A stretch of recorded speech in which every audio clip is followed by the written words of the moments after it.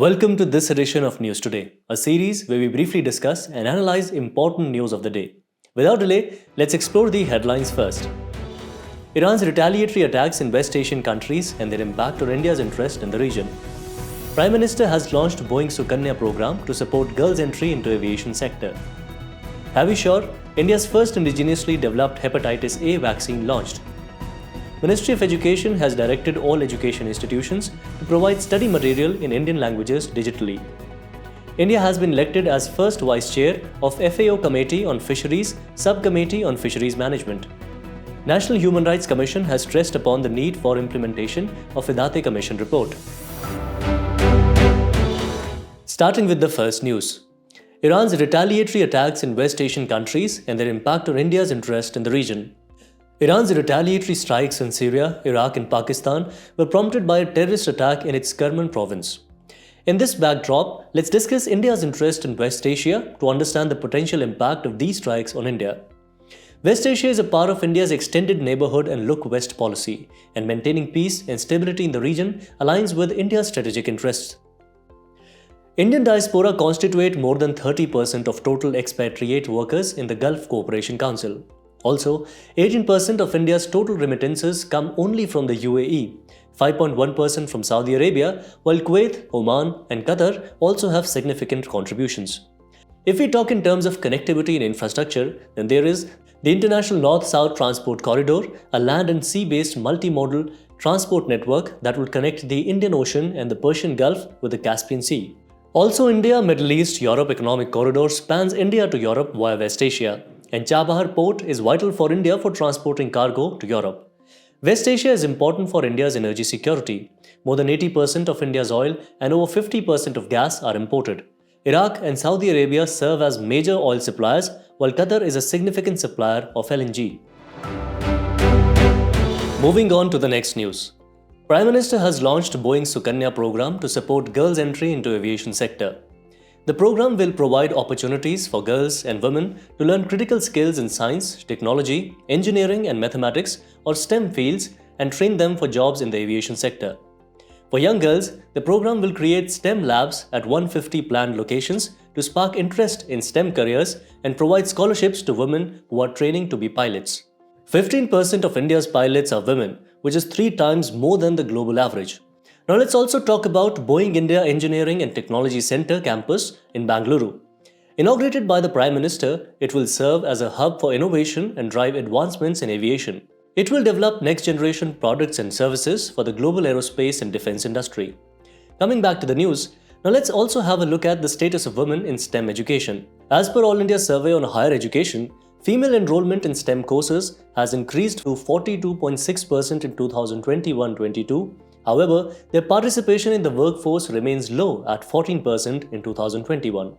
If we talk about reasons for underrepresentation of women in STEM, then these include skill inadequacy, lack of role models, safety during commute to work, pressures to conform to societal norms, and constraints of domestic life, including stress related to marriage and childbirth. Women hold a great importance in STEM as they increase diversity in workforce, leading to more productivity and innovation, contributing to economic growth of the nation. There are also some initiatives taken by India to promote women in STEM. These are Knowledge Involvement Research Advancement Through Nurturing or Kiran Scheme, Pragati Scholarship and Tech Saksham Program, and Vigyan Jyoti Scheme. In our next news, Havisure, India's first indigenously developed Hepatitis A vaccine launched. Havisure was launched by the Indian Immunologicals Limited, a wholly owned subsidiary of National Dairy Development Board. Havisure is a 2-dose vaccine wherein first dose is administered at above 12 months of age and second dose is given at least after 6 months of the first dose. It is also recommended for individuals who are at risk of exposure or travel to the regions where the high hepatitis A prevalence. If we talk about hepatitis, then it is an inflammation of liver that is caused by a variety of infectious viruses and non-infectious agents. There are 5 main strains of hepatitis virus, that is A, B, C, D and E. Let's have a look at this table to better understand about hepatitis virus, how it spreads and how it can be treated. First, let's start with hepatitis A. It spreads by ingestion of contaminated food or water. Next is hepatitis B. It spreads by coming in contact with infected body fluids like blood, saliva and semen. or from mother to child during birth and delivery, and it can also spread through unsafe injections or exposures to sharp instruments. Now, hepatitis C. It spreads by coming in contact with infected blood through sharing needles or syringes, or from unsafe medical procedures like blood transfusions with unscreened blood products. If we talk about hepatitis D, then people already infected with hepatitis B are prone to get infected by hepatitis D as well. Last is hepatitis E. It spreads through the fecal oral route, principally via contaminated water. While hepatitis A, B, D, and E can be treated through vaccines, no vaccine is currently available for hepatitis C. Currently, it can be treated only through antiviral medicines. If we talk about some initiatives taken to prevent hepatitis, then these include National Viral Hepatitis Control Program 2019 to eliminate hepatitis C in India by 2030. Mission Indradhanush 2014, which provides vaccination against hepatitis B along with 7 other infections. And World Hepatitis Day is celebrated on July 28th every year.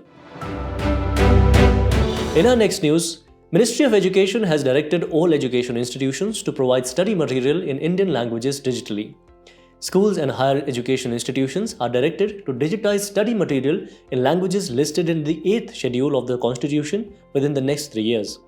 If we talk about education in regional language, then its mandates include National Education Policy 2020, which calls for multilingualism in education at every level. Article 350A of the Constitution says that the government should ensure children from linguistic minority groups should be educated in their mother tongue at the primary stage. Also, as per the Right to Education Act 2009, as far as possible, the medium of instruction in education should be in the mother tongue. Now let's discuss about the significance of education in regional language. Students can grasp concepts more easily, get space to think innovatively, and enhance their ability to express themselves, fostering improved learning outcomes. Increased classroom participation and reduced dropout rates and grade repetition helps in better engagement. It encourages students to seek higher education in science, technology, engineering, and maths. Education in regional language fosters linguistic diversity and cultural understanding, helping in preserving cultural heritage. There are also some challenges related to education in regional language, like difficulty in delivering lectures in different languages and high initial cost for developing new learning material and trained teachers. Now let's discuss and dive into the initiatives for education in regional language. Anuvadini, an AI-based app for translation of engineering, medical, law, UG, PG and skill books. eCum portal was launched by the All India Council for Technical Education to provide free access to technical education books in different Indian languages. Diksha portal provides study material for school education in over 30 Indian languages. Bhasha Sagar project aims to develop mobile applications and a web-based platform for learning Indian languages. And Natural Language Translation Mission, which aims to facilitate access to teaching and research material across all regional languages. Moving on to the next news. India has been elected as first Vice Chair of FAO Committee on Fisheries, Subcommittee on Fisheries Management. FAO Committee on Fisheries is a subsidiary body of the Food and Agriculture Organization Council and was established in 1965. COFI is an intergovernmental forum that addresses issues on international fishing and aquaculture, providing policy guidance on fisheries management, promoting collective solutions to ensure environmental, economic, and social sustainability of the fishing industry. Subcommittee on Fisheries Management is a new subgroup formed under COFI in 2022. Two other COFI subcommittees include Subcommittee on Aquaculture and Subcommittee on Fish Trade. Now let's discuss about some concerns with fisheries management. China's illegal, unreported, and unregulated or IUU fishing practices in international waters violate exclusive economic zones of over 80 countries between 2019-2021. IUU depleted fish stocks, destroyed marine habitats, put fishermen at disadvantage, and impacted coastal communities. As per FAO, estimated loss from IUU fishing activities is around 10 to 23 billion US dollars. The World Trade Organization's agreement on fisheries subsidies prohibits subsidies for IUU fishing, overfished stocks, and fishing on unregulated high seas. Let's also discuss India's stand on WTO's agreement on fisheries subsidies. India believes that those WTO members who are responsible for fish stocks depletion through subsidies and industrial fishing should take more obligations to prohibit subsidies based on polluter pay principle and common but differentiated responsibilities. If we talk about illegal, unreported, and unregulated fishing activities, then these include fishing without license for certain species, fishing during closed seasons, using prohibited fishing gear, and conducting unauthorized transshipments to cargo vessels. Let's also have a look at some initiatives taken against IUU. First is the National Fisheries Policy about sustaining marine fisheries. Next is IUU monitoring by the Information Management and Analysis Center. Indo-Pacific Maritime Domain Awareness of Quad, comprising of India, Australia, Japan, and US. An International Day for the fight against illegal, unreported, and unregulated fishing on 5th June every year. Moving ahead, National Human Rights Commission has stressed upon the need for implementation of IDATE Commission report. IDATE Commission, or the National Commission for Denotified Nomadic and Semi-Nomadic Tribes, was constituted in 2014 under Bhikkhu Ramji IDATE. The commission was mandated to compile a state-wise list of denotified nomadic and semi-nomadic tribes, identify denotified nomadic and semi-nomadic tribes not included in SC/STs or OBC lists, and to recommend measures for their welfare. Let's start by first looking into the major recommendations of IDATE Commission, which include establishment of a permanent commission for the denotified nomadic tribes, semi-nomadic tribes, and nomadic tribes with statutory status. Establishment of a separate department for their welfare in states with their seizable populations. Detailed survey of the families of denotified nomadic tribes to work out their estimated population and their concentration.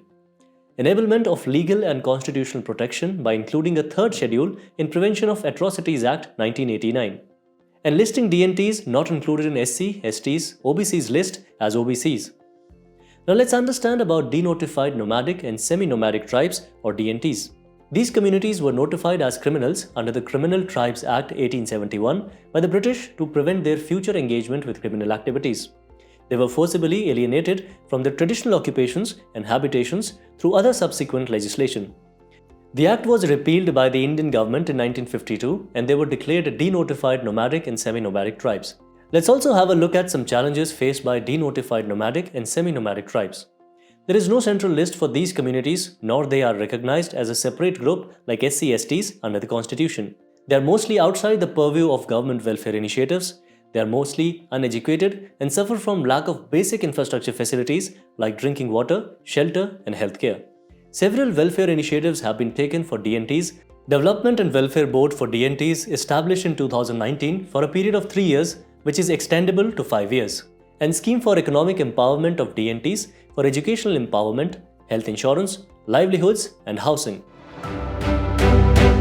The place in news for today is Senegal with its capital Dakar. It is in news as Lake Reitba or Lac Rose, or the Pink Lake of Senegal, is on the verge of disappearing due to the sudden increase in the nitrate levels. Senegal is located in the westernmost point of Africa. Talking about its political features, the country shares its territorial boundaries with Mauritania, Mali, Guinea, Guinea-Bissau, and the Gambia, and its maritime boundaries with Senegal River in the north and Atlantic Ocean in the west. If we talk about its geographical features, then the country lies in a depression known as Senegal-Mauritania Basin. Its major rivers include Senegal, Salom, and Gambia rivers. Its major mountain is Galai Kotu. It has semi-arid grassland and tropical rainforest types of vegetation. As we conclude today's main news, let's take a look at some quick updates. 71st Plenary Session of North-Eastern Council held in Shillong, Meghalaya. North-Eastern Council is the nodal agency for the economic and social development of the North-Eastern region. It is a statutory body created by Parliament through North-Eastern Council Act 1971. It works under administrative control of the Ministry of Development of North-Eastern Council. Union Home Minister is ex officio chairman of NEC. It consists of 8 states, that is Arunachal Pradesh, Assam, Manipur, Meghalaya, Mizoram, Nagaland, Sikkim, and Tripura.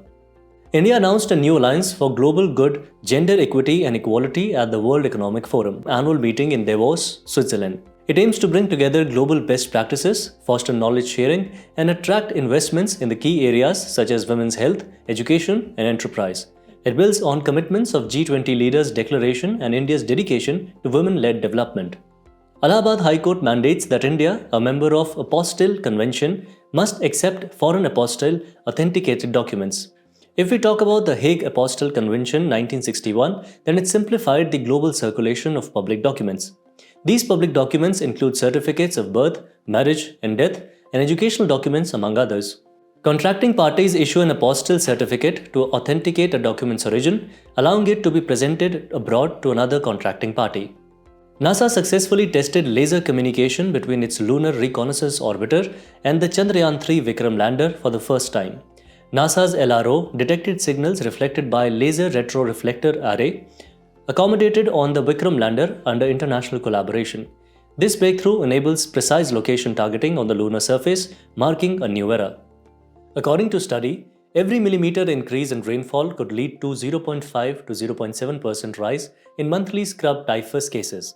Scrub typhus is caused by a bacteria called Laurentia tsutsugamushi. It is transmitted to people through bites of infected chiggers. Its common symptoms are fever, headache, body aches, and sometimes rash. No vaccine is available to prevent scrub typhus. It is treated with antibiotic doxycycline. Gangetic dolphin was captured and rescued from Jalaka River in Odisha.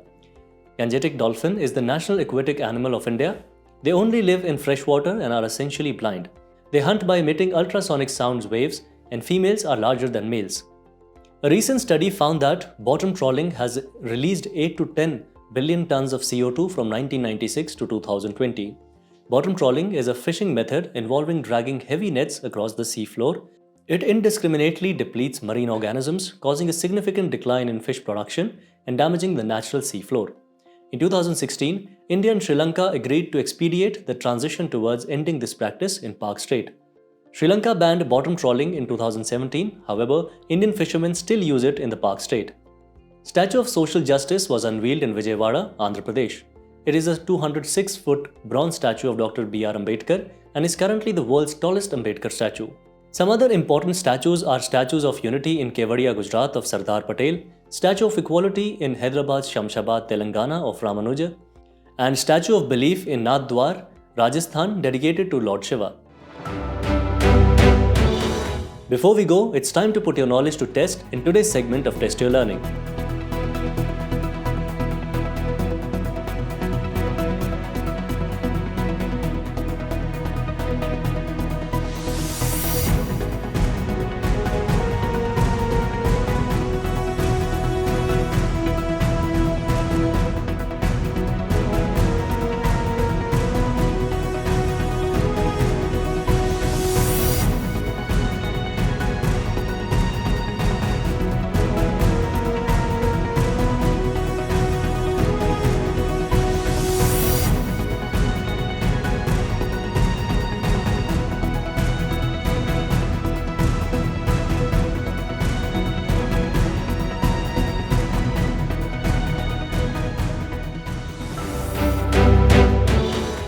Thank you for joining us. We hope you have enjoyed this edition of News Today.